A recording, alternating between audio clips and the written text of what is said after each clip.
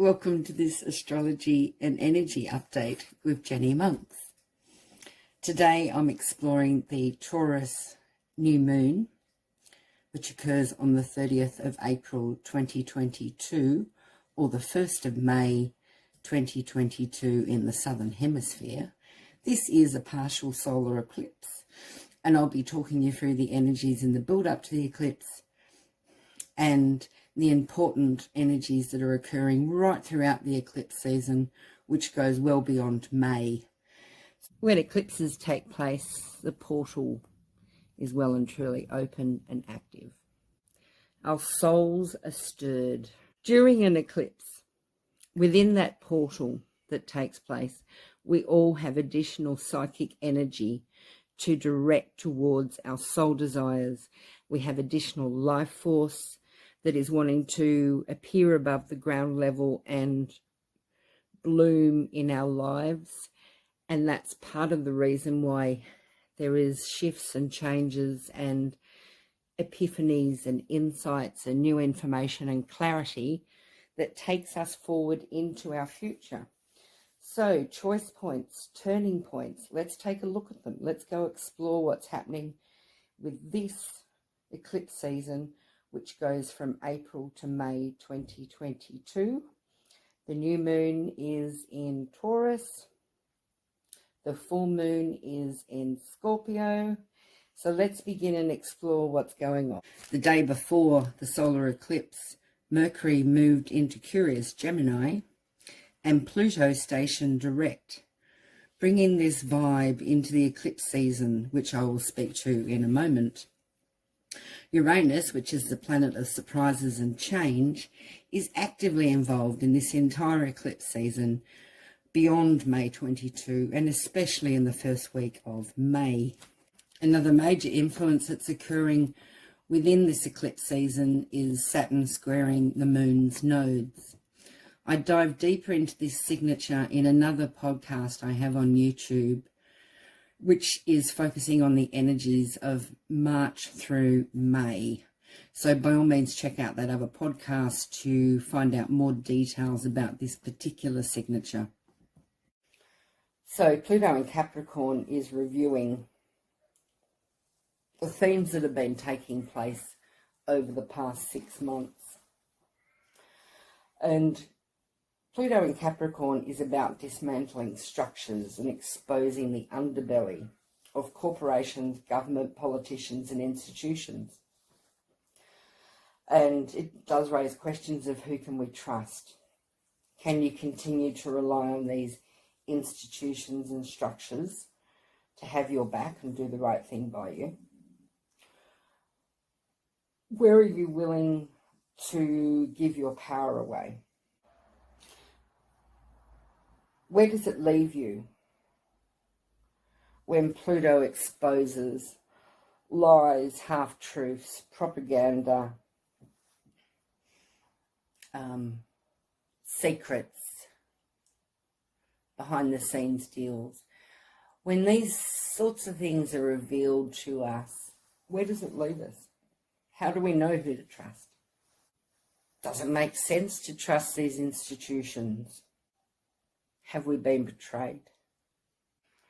Well, it's true that Pluto can be about power ploys, power grabs, power over, secrets, lies and betrayal. And trust, ultimately it's about trust, who to trust, when to trust. Primarily about empowerment, your own empowerment.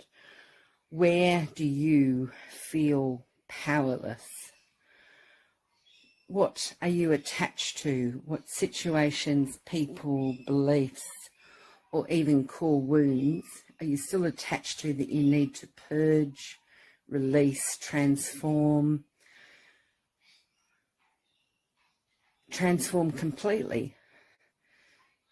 So these situations, people, beliefs and outlook are fundamentally different and are secure within yourself, relying on yourself, and leave you feeling empowered and result in you knowing your own power and feeling powerful about who you are, where you're headed, What's important to you? What are your beliefs? And that's the kind of power that nobody can take away from you. Once you've done that inner shadow work, once you've released and purged those core wounds, you are left with a deep inner state of feeling powerful beyond measure, which is why Pluto is about empowerment first and foremost. When Pluto grinds to a halt, ready to go retrograde, 28 degrees of Capricorn, the cosmic invitation is to dive deep into your own submerged or disavowed wounds and issues. And these might include sexual themes, trauma, betrayal, abandonment, shame, guilt. And face these insights that have long been hidden and secret. As hidden secrets are revealed, they are rising in your psyche to be released and purged. So they no longer hold the same grip on you. You can integrate and transform and free.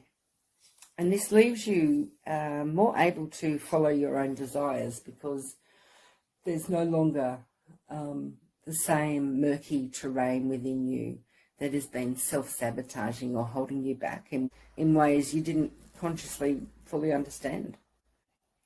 So the review for the past 6 months of the themes that have come up for you, you've now got 6 months to explore it, to dive deep, to step into it, to release it, to face it, to purge it, to release it, to transform it and free yourself from it.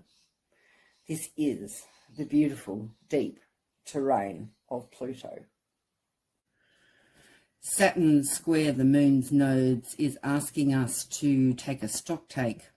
Saturn is asking us to look at what needs to be reassessed and adjusted to help us to go forward in life. The signature of Saturn squaring the moon's nodes is intimately involved in the entire eclipse season throughout May 2022, and it's asking us to take a stock take about which emotional and psychological aspects of ourselves, which parts of ourselves are holding us back in life. Where do we need to release from our experience all that is no longer helpful or life enriching to us? Once this is done, once you have the clarity on what needs to be released, transformed from your experience, then you are free to begin to step towards the north node of the moon, which is your future, your destiny. And then you are more free to step into your preferred future self and life. So it's fantastically encouraging energy to assist us on our life journey and to evolve. This signature of Saturn can also manifest in your life as a tension, as a stress point. A feeling of pressure from within. You're not particularly sure where the pressure's coming from, what it's about, but it's just there, sort of, as I said, gnawing away at you. But the pressure to build new foundations with a view to the long-term future.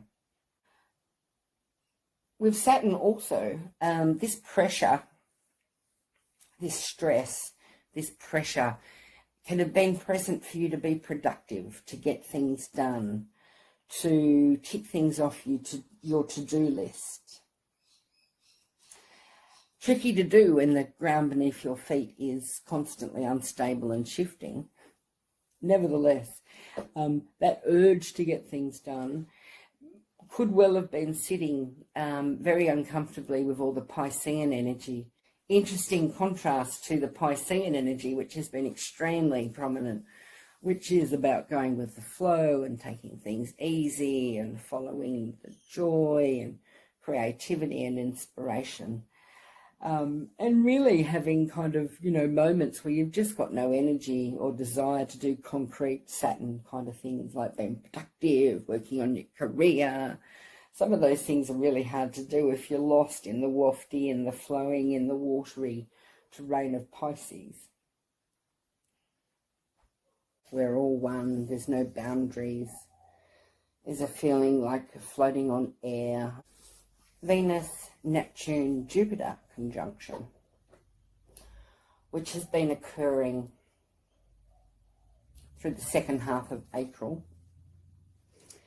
And, you know, brings with it this beautiful energy of cosmic love, a blissful, beautiful feeling of love and spiritual insights. Like at times we can feel like we're floating in a dream.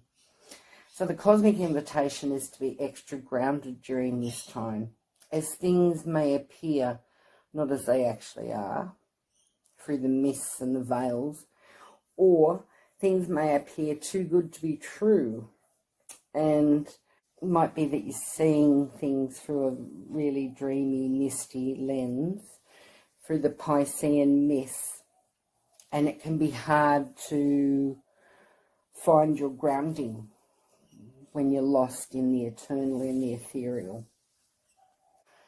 Venus, Neptune, Jupiter can also lead to overindulgence in all things that feel nurturing, things that you love or you want to love,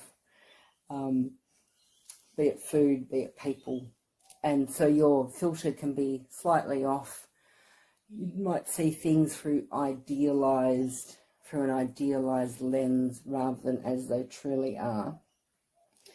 And at times then when the mist floats away, you might be left with sort of an existential crisis or feeling disillusioned by life because it wasn't quite what you thought it was. So it could be someone or a situation, and then you are invited to reassess your worldview, your understanding of what love is, of interpersonal dynamics, reassess what you love and value, and even finances. Part of this reassessment will involve meaningful, fulfilling, purposeful in your life.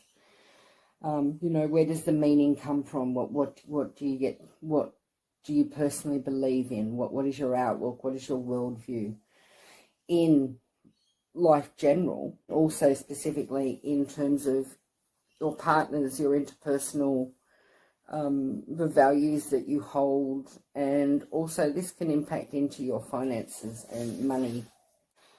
And the question then becomes, what are you going to invest your time and energy in?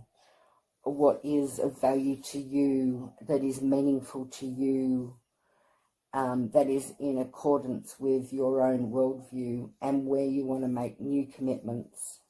What are you going to commit to for yourself? What are you going to commit to with other people? There's beautiful healing energy here also regarding your own self-value, how you value yourself, where you can rely on yourself. So with all this Piscean energy,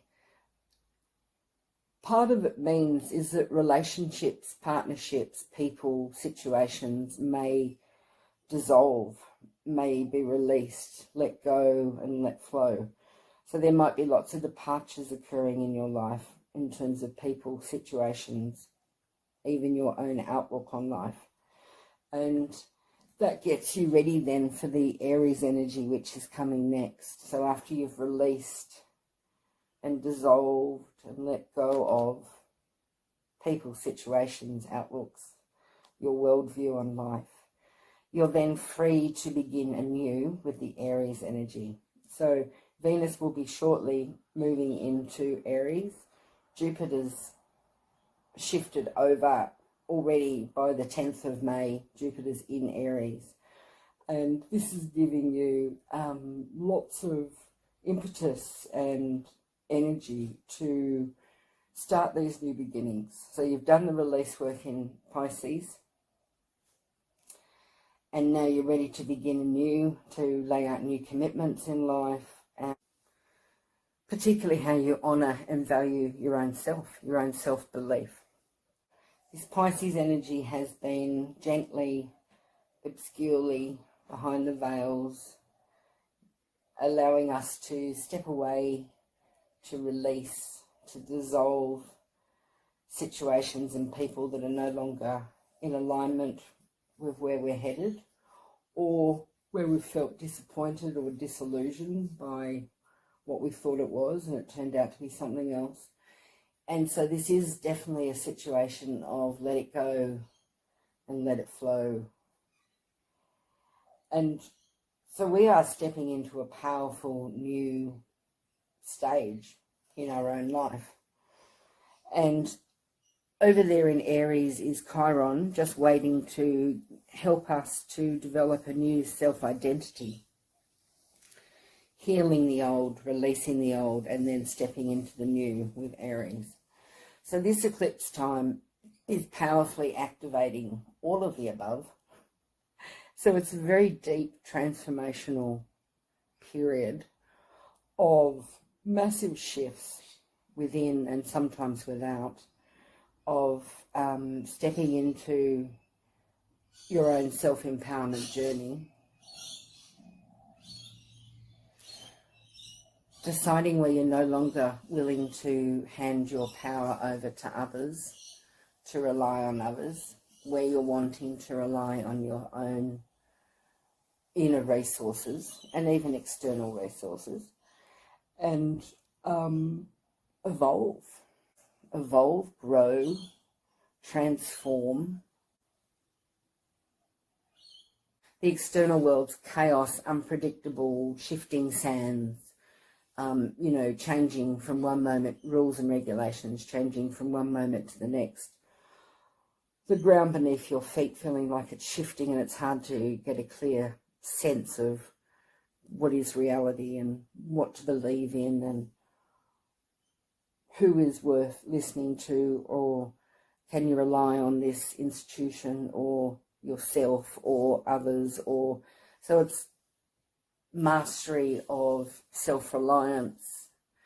And in essence, we've all been under a deep alchemical journey where the inner work, the inner alchemy that occurs within our own landscape will then over time show itself in the external world around us, in our own lives. And inner alchemy is not always pleasant or comfortable, but it is, when done beautifully, highly productive and produces a fantastic new approach to the world, a way of being in the world, and is very powerful in terms of your own sense of empowerment and understanding your own values and what is important to you and where you want to invest your time. This beautiful Taurus new moon is powerful. It's intense. It's an eclipse, so it cracks a power punch. Uranus is there, very, very close, having a deep conversation, as is Neptune, Jupiter, and Venus. Everybody is involved in this Taurus eclipse, or at least it feels like it. There's big power players, big soul movements, big steps towards evolution. And yes, that's not always comfortable. Yes, that's not always pleasant. But ultimately, it's extraordinarily empowering. And, one of the questions to ask yourself is, where have you been underestimating yourself? So let's have a look at this eclipse, this solar eclipse in Taurus. It's talking to the north node of the moon. Where are you headed in life? Taurus likes simplicity. It enjoys the sensory delights, the five senses. It's very grounded step by step. And it's attuned to what it is that we individually value and where we want to invest our time and energy and resources. What resources do we have to offer the community with Saturn in Aquarius? And what resources or interpersonal skills or personal talents that you might have that you might want to develop so that you can share them with the community? Or do you need to go and get more training to give you additional skills that can carry you through life? Uranus in Taurus is intimately involved in this Taurus new moon solar eclipse. which means you need to expect the unexpected. It's impossible to forecast what that might be, because if you think it's one thing, it'll probably be another. Change, upgrade, shocking, out of the blue, unexpected, surprises, and yes, changes afoot, jump starts in life. Some of these factors are true for any eclipse. Because Uranus is there, it's making it super duper powerful. And these can be positive, or on the surface, they can seem unwanted or uncomfortable, but Uranus is always about individuating. It's about stepping into your freer self, your authentic self. So what might look like an undesired event taking place around this eclipse time, which is the 30th of April to the 1st of May in the Southern Hemisphere. Ultimately, the cosmic invitation is to understand we're all being supported to break free and step into the unknown. And this is a step into your own growth and evolution into the future. And it can feel uncomfortable or undesired, but ultimately, with the benefit of hindsight down the track, you will see how it shook you up. It made things change around. This can be an internal experience. It doesn't have to be external, although it can be. So it doesn't have to be external events occurring on the outside of your life where your own outlook and interior space is shaken up in some way, which can leave you reeling. If it's a big enough epiphany, it can absolutely leave you reeling and set you off in a different direction. And this is the beautiful energy and soul growth opportunity and evolution and wake-up call that is being offered to us all at this time, and particularly if your birth chart is being activated at this time. I will do a separate video on the full moon in Scorpio, which is a super duper powerful lunar eclipse happening in mid-May. I do offer regular energy and astro updates on my social channels. By all means, you can check me out there. You'll find me on Facebook and Instagram at JennyMonks_astrologer. I invite clients from all over the world to book online sessions with me. You can email me at jennymonks.astrologer@gmail.com to join my mailing list, to book an astro session and discover your own evolutionary journey, or to book in for a life strategy session in alchemy, counseling, shamanic dreaming. Thank you so much for joining me today. I appreciate your time, energy and presence. Until next time, bye for now.